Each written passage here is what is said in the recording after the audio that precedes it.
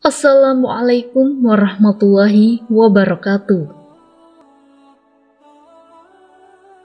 Pada suatu hari, ketika Rasulullah Shallallahu Alaihi Wasallam hendak memasuki masjid, alangkah terkejutnya ia. Tepat di samping pintu masjid, beliau melihat sesosok tubuh membayang dan akhirnya semakin jelas. Ternyata ia adalah iblis laknatullah. Ketika Rasulullah melongokkan kepalanya ke dalam masjid, terdapat dua orang di sana. Namun satu orang tengah melaksanakan sholat, sedangkan seorang lainnya tampak tengah tertidur pulas dekat pintu.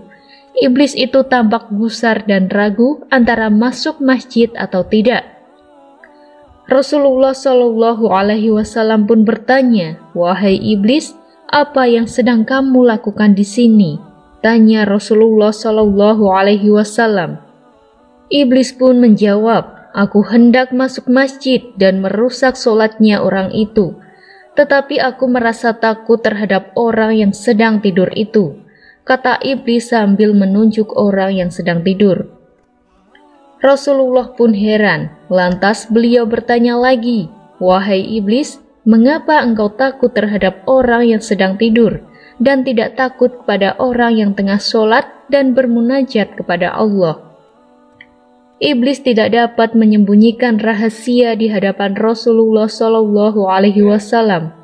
Ia pun gamblang menguraikan alasannya, "Ya Rasulullah, orang yang sedang sholat tersebut adalah orang yang bodoh. Ia tidak tahu syarat hukumnya sholat, tumakninah, dan tidak bisa sholat dengan khusyuk."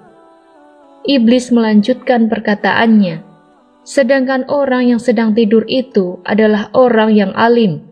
Maka jika aku merusak sholatnya orang bodoh itu, aku khawatir dia akan membangunkan orang yang sedang tidur itu, kemudian mengajari dan membetulkan sholatnya orang yang bodoh tadi." Jelas iblis ketakutan. Rasulullah mengangguk-anggukkan kepalanya mendengar keterangan iblis.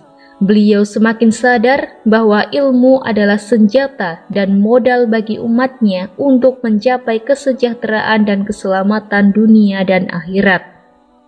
Rasulullah pun teringat ia pernah mendapatkan firman dari Allah Subhanahu wa Ta'ala bahwa ketika Nabi Sulaiman diperintahkan memilih karunia yang disukainya, apakah harta, tahta, atau ilmu, Nabi Sulaiman justru lebih memilih ilmu.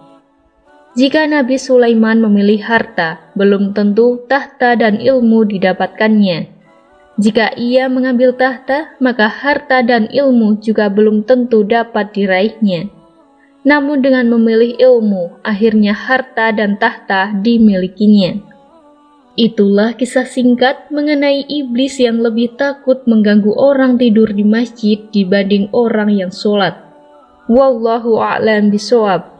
Wassalamualaikum warahmatullahi wabarakatuh.